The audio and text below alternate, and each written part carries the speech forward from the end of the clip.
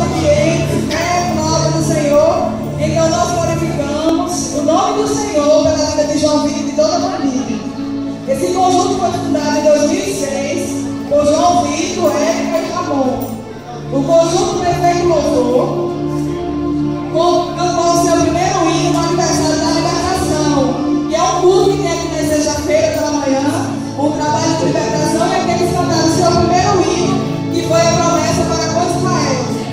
Atualmente o conjunto tem mais de 10 componentes.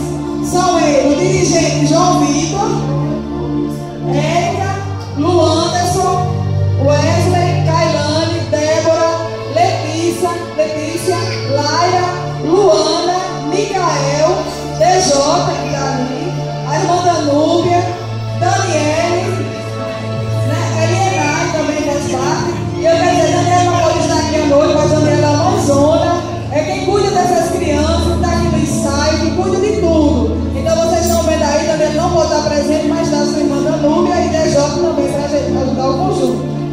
O conjunto é louvado ao Senhor por todas as igrejas dentro de Natal. Quando eles são convidados, eles vão louvar o Senhor.